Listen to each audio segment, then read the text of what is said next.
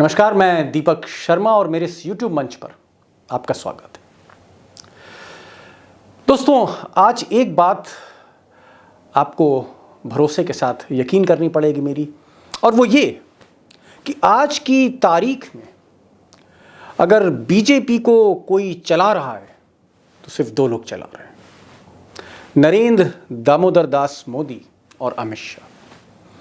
अब चाहे आप कैबिनेट मिनिस्टर नितिन गडकरी का नाम लें, चाहे राजनाथ सिंह का नाम लें, चाहे मध्य प्रदेश के मुख्यमंत्री शिवराज सिंह चौहान का नाम लें, चाहे वसुंधरा राजे का नाम लें, नहीं, सिर्फ दो लोग, और बाकी सब शिष्य हैं, शिष्य की भूमिका में। वो चाहे अनुराग ठाकुर हो, वो चाहे स्मृति ईरानी हो, वो चाहे पूरी फौज हो, देवेंद्र फडणवीस से लेकर केशव प्रसाद मौर्य तक। एक नाम मैंने छोड़ा है और वो मैं आगे रिवील करूंगा।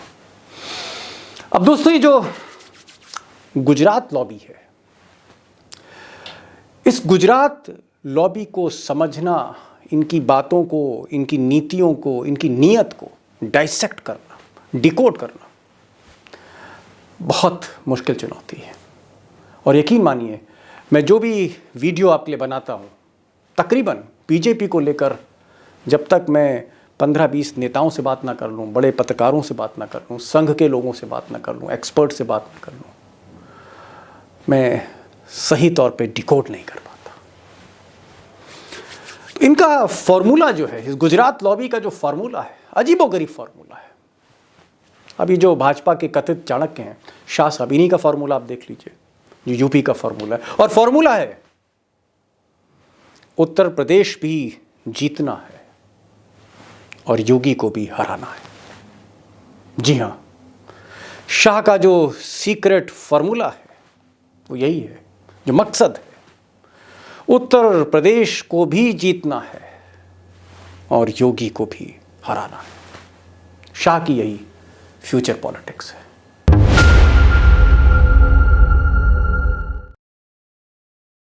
अब अमित शाह जैसे चाणक्य और नरेंद्र मोदी के सबसे भरोसेमंद साथी, वो भला कैमरे पर सच कहाँ बोलते हैं। लेकिन कुछ अरसे पहले लखनऊ में कैमरे के सामने उनकी जुबान से सच निकल गया, और वो सच योगी जी के बारे में उनके ख्यालात थे।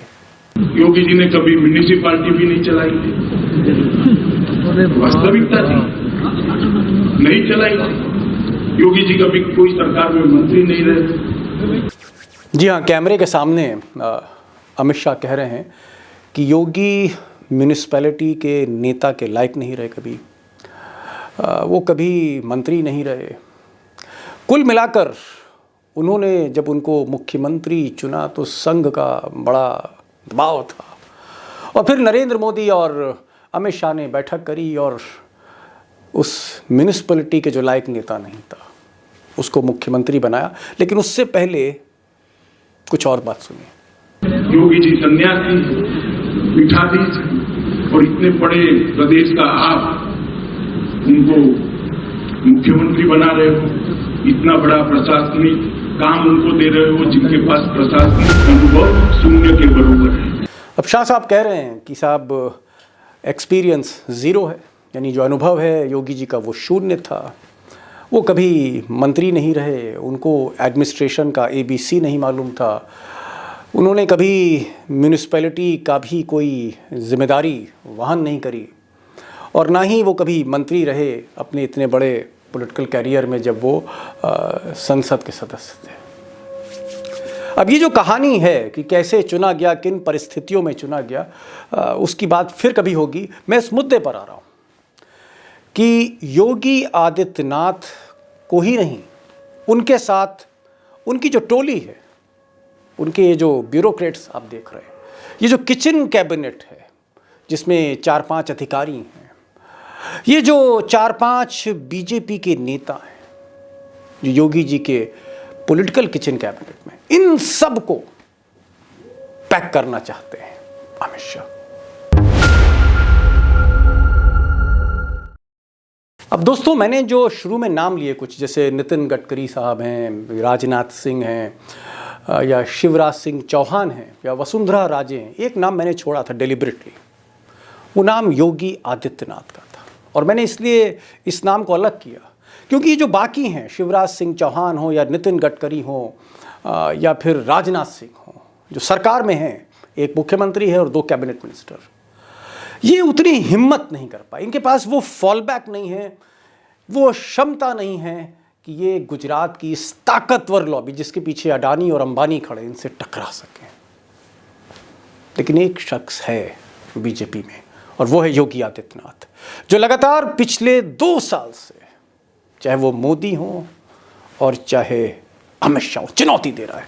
अब योगी किस स्तर पे जाके चुनौती देते हैं? मिसाल के तौर पर आज जो संकल्प पत्र आया, उस संकल्प पत्र में कईयों की फोटो हटाई गई। अगर आप 2017 का संकल्प पत्र देखेंगे तो कई उसमें तस्वीरें हैं, उसमें केशव प्रसाद मौर्य की भी तस्वीर है। और अमित शाह चाहते थे कि केशव प्रसाद मौर्य भी उस पर रहें, उस पर मोदी जी रहें, उस पर योगी भी रहें, लेकिन योगी ने कहा नहीं, मौर्य को हटाइए। और आज के जो संकल्प पत्र है उसमें सिर्फ और सिर्फ योगी हैं और नरेंद्र मोदी हैं। जबकि आज से 1 पखवाड़े पहले जब बीजेपी ने अपना नया पोस्टर लॉन्च किया था, नया नारा लॉन्च किया था, उसमें से योगी जी को गायब कर दिया गया था। लेकिन अपनी जिद के कारण योगी जी दोबारा आए और यही उनकी ताकत है और इसी तरह से वो लड़ते हैं। और एक यही वजह है कि 2024 के बाद अगर सरकार बीजेपी की केंद्र में बनती है और नरेंद्र मोदी प्रधानमंत्री तीसरी बार बनते हैं और 2025 में जब संघ 100 साल बनाएगा और उसके बाद जब रिटायर होंगे नरेंद्र मोदी, उस वक्त ये कहा जाता है, सूत्र कहते हैं कि जो शपथ लेंगे वो अमित शाह लेंगे। लेकिन एक रोड़ा है और वो रोड़ा है योगी आदित्यनाथ। और उसी के लिए ये सीक्रेट मिशन है कि योगी को, योगी की किचन कैबिनेट को, योगी के ब्यूरोक्रेट्स को, इन सबको किनारे करना। अब शाह का ये जो सीक्रेट मिशन है, ऐसा नहीं है कि ये 2 महीने पहले इसकी उल्टी गिनती शुरू हुई। ये सीक्रेट मिशन पिछले 1.5-2 साल से जारी है। और अगर मैं कहूँ तो 4-5 ऐसे लोग हैं जो अमित शाह की आप कह सकते हैं आँख और कान हैं लखनऊ में, जिसमें केशव प्रसाद मौर्य उनके सबसे खास, उसके बाद श्रीकांत शर्मा, उसके बाद संगठन महामंत्री सुनील बंसल और अब गुजरात काडर के ब्यूरोक्रेट AK शर्मा। ये 4 लोग हैं जो आंख और कान आप कह सकते हैं। और इन्हीं लोगों ने उस मिशन को एक तरह से आप कह सकते हैं गति दी। शाह के अगर इस सीक्रेट मिशन को आप और डिकोड करना चाहें तो आप देखेंगे कि इस बार जो चुनाव के प्रभारी हैं धर्मेंद्र प्रधान, वो भी अमित शाह के खास आदमी हैं। और जो सह प्रभारी हैं उत्तर प्रदेश के अनुराग ठाकुर, उनके बारे में मैंने वीडियो बनाया था कि अनुराग ठाकुर आज की तारीख में अमित शाह के सबसे खास शिष्य हैं।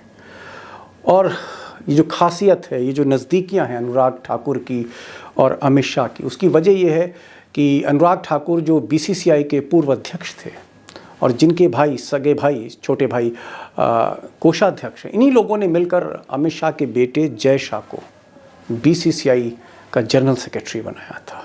तो इसलिए एक केमिस्ट्री है पिछले 1.5-2 साल से, जब अनुराग ठाकुर आज की तारीख में इंद्रप्रस्थ में अमित शाह के सबसे नज़दीकी माने जाते हैं।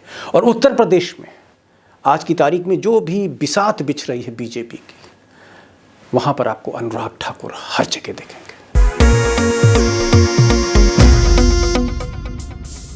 अमित शाह बराबर योगी सरकार पर पैनी बारीक निगाह रख रहे हैं और इसमें हो सकता है कोई संदेह ना हो कि उनका पेगासस, ऐसी खबरें हैं लखनऊ में कि वो भी काम कर रहा हो योगी सरकार पर। लेकिन जो योगी सरकार के जो 4-5 ब्यूरोक्रेट्स थे, ये बाज नहीं आ रहे थे और इनको आखिरी तौर पर नियंत्रित करने के लिए अमित शाह ने, या यूं कहें अमित शाह और नरेंद्र मोदी ने उत्तर प्रदेश का चीफ सेक्रेटरी ही बदल दिया। और दुर्गा शंकर मिश्रा जो चीफ सेक्रेटरी उनको बनाया गया, तो उन्होंने एक तरह से सारा जो प्रशासनिक कामकाज था वो अपने हाथों में ले लिया। DM, SP, सेक्रेटरी, DGP सब उन्हीं को रिपोर्ट करने लगे और वहाँ पर कतरे गए योगी आदित्यनाथ के। एक और चाल चली इस सीक्रेट मिशन के तहत, और वो ये थी कि योगी धीरे धीरे, उनको इस चीज़ का आभास था, और ख़ासकर जून 2021 जब योगी को कुर्सी से हटाने के लिए अमित शाह और नरेंद्र मोदी ने कोशिश करी थी, तब से योगी एक चीज़, उनको एहसास था कि कहीं ना कहीं उनके जो अधिकार हैं उनको कहीं ना कहीं कतरा जा रहा है, कम किए जा रहा है, उनके कद को कम किया जा रहा है, छांटा जा रहा है। उस थोड़ा संभल के चल रहे थे, और इसीलिए योगी ने और उनकी लॉबी ने अयोध्या से चुनाव लड़ने की सोची। और अयोध्या से चुनाव लड़ने के पीछे जो योगी का उद्देश्य था वो ये था कि अगर वो अयोध्या से, जहाँ राम मंदिर इतना भव्य बन रहा है, अगर वो वहाँ से चुनाव लड़ते हैं और जीतते हैं तो 2024 आते आते वो सबसे बड़े हिंदुओं के प्रतीक होंगे, सबसे बड़े आप कह सकते हैं सिंबॉलिक सैफरन लीडर होंगे। और इस चाल को भाप गए भाजपा के चाणक्य, और अयोध्या की सीट उन्होंने कटवाई और उनको गोरखपुर रवाना कर दिया। और गोरखपुर में वो ऐसा फंसे हैं योगी जी, जो हो सकता है कि कांटे की टक्कर हो वहाँ पर, क्योंकि भाजपा के गोरखपुर के सबसे बड़े नेता उपेंद्र दत्त शुक्ला, जिनको एक गहरे खेल के तहत योगी ने हरवा दिया था कथित तौर पे, उनकी मौत के बाद उनकी जो विधवा हैं शुभावती, उनको चुनाव लड़ाया जा रहा है। और अमित शाह ने एक बार भी शुक्ला परिवार को मनाने की कोशिश नहीं करी। अमित शाह चाहते हैं कि फाइट टफ हो, और हो सकता है कांटा अपने आप ही निकल जाए। शाह अपनी चाणक्य नीति के तहत या अपनी नीयत के तहत एक और गेम खेल रहे थे, और ये गेम था केशव प्रसाद मौर्य को आगे बढ़ाना। और उन्होंने दिसंबर 2021 केशव प्रसाद मौर्य को दिल्ली बुलाया और एक अपॉइंटमेंट फिक्स कराया प्रधानमंत्री से पार्लियामेंट में। प्रधानमंत्री जल्दी मिलते नहीं हैं पार्लियामेंट में, लेकिन मौर्य के साथ मुलाकात हुई और बाकायदा चाय पानी मोदी जी ने करी, और तस्वीरें ये बाहर आईं। एक मैसेज योगी को था कि मौर्य अब प्रधानमंत्री के सबसे करीबी उत्तर प्रदेश भाजपा के नेता हैं। अगर आप हाल फिलहाल की प्रधानमंत्री की कुछ रैलीज़ देखें, जो रैलियां उन्होंने करी हैं, जैसे जेवर में या गोरखपुर में और भी कई जगह पर, उन्होंने हमेशा अपने साथ केशव प्रसाद मौर्य को रखा मंच पर, और बराबर तरजीह दी प्रधानमंत्री मोदी ने केशव प्रसाद मौर्य को। कुल मिलाकर मौर्य को उत्तर प्रदेश का बड़ा ओबीसी फेस बनाने की कोशिश की गई। अब दोस्तों, ये जो ओपिनियन पोल्स आ रहे हैं, आप इस पर मत जाइए। 240, 245 मैंने एक वीडियो बनाया था ओपिनियन पोल पे कि किस तरह से फर्जी होते हैं, लेकिन जो इंटरनल सर्वे अमित शाह ने कराया है, पार्टी ने कराया है, उसमें पार्टी की संभावना जो पार्टी को लगती है कि 180 से लेकर 220 या 230 तक आप कह सकते हैं, ये जो चंक है, बीजेपी को लगता है कि उसकी पोजीशन 180 और 220 तक आएगी, और ऐसी स्थिति में सरकार वही बनाएगी। ये बीजेपी का मानना है। हालांकि स्थिति ज़मीन पर कुछ और है, पश्चिम में स्थिति कुछ और है, जहां पर आरएलडी और समाजवादी पार्टी बहुत भारी पड़ रही हैं। लेकिन क्योंकि मैं बीजेपी की बात कर रहा हूं, इसलिए अमित शाह को लगता है कि वो 180 से 220 के बीच में बीजेपी आ सकती है। और ऐसी स्थिति में वो ये साबित करना चाहते हैं कि योगी का जो पोलराइजेशन, सांप्रदायिक ध्रुवीकरण का जो कार्ड है, वो फ्लॉप हो गया। और अगर योगी फ्लॉप हो गए तो उनको किनारे किया जा सकता है, और 2024 के लोकसभा चुनाव को देखते हुए, फाइनल देखते हुए, केशव प्रसाद मौर्य को मुख्यमंत्री की कुर्सी पर बैठाया जा सकता है।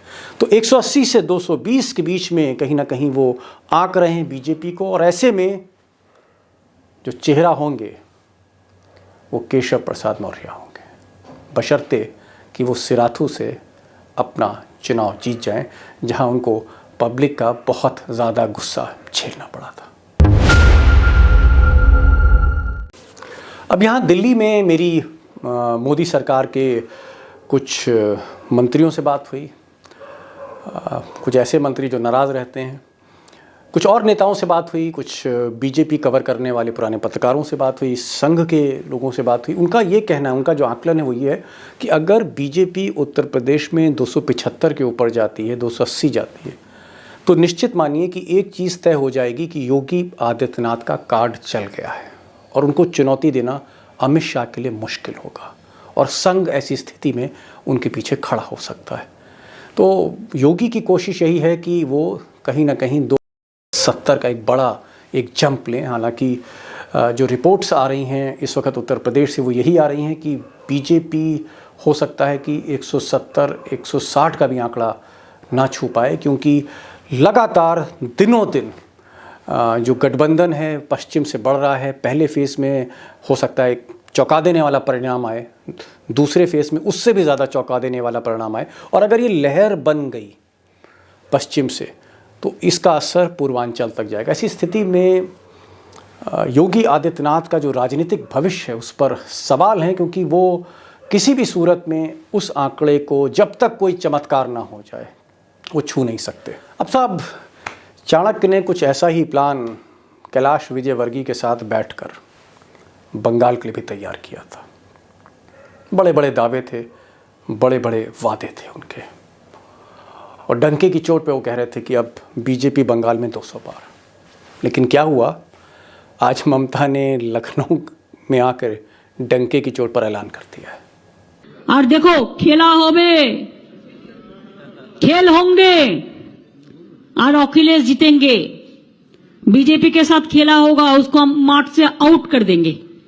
बहरहाल दोस्तों, सियासत में इस तरह के सीक्रेट प्लान, सीक्रेट मिशंस बनते रहते हैं और उन पर पानी फिरता रहता है, क्योंकि समय उससे ज़्यादा बलवान और कुछ नहीं है। और आज की तारीख में ऐसा लगता है कि नियति जो है या प्रकृति जो है वो अमित शाह का जैसे साथ ना दे रही हो।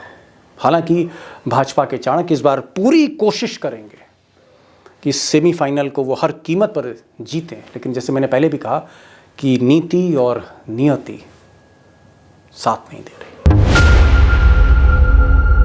बहरहाल एक अजीबो गरीब, मैं कहूँगा कि सीक्रेट मिशन चाणक्य का, कि बीजेपी को जिताना भी है और योगी को हराना भी है। तो दोस्तों, ये था आज का वीडियो, और मुझे उम्मीद है, मैं एक चीज़ बार बार आपसे कहना भूल जाता हूँ कि प्लीज़ इसको सब्सक्राइब करिए। और ये खबरें वो हैं जो आप न्यूज़ चैनल्स में, मुख्य धारा के अखबारों में आपको नहीं, कोई हिम्मत ही नहीं कर पाएगा। एक बहुत जोखिम उठाकर एक, आप कह सकते हैं, एक मोटिवेशन, एक इच्छा शक्ति के साथ ये खबरें आप तक पहुंचती हैं। इसलिए ये जो आवाज़ है मेरी, इसको आप अपनी आवाज़ मानें, और सच जानने का आपका हक है कि पर्दे के पीछे क्या हो रहा है। और मेरी कोशिश रहती है कि उस सच को खंगाल कर लाऊं, चाहे आदमी जितना ही ताकतवर क्यों ना हो। तो मैं चाहूँगा कि इसको आप ज़्यादा से ज़्यादा शेयर करें, सब्सक्राइब करें, और वो जो बेल आइकन है उसको ज़रूर क्लिक करें कि आपको नोटिफिकेशन सबसे पहले मिल जाए। तो आज बस इतना ही। नमस्कार।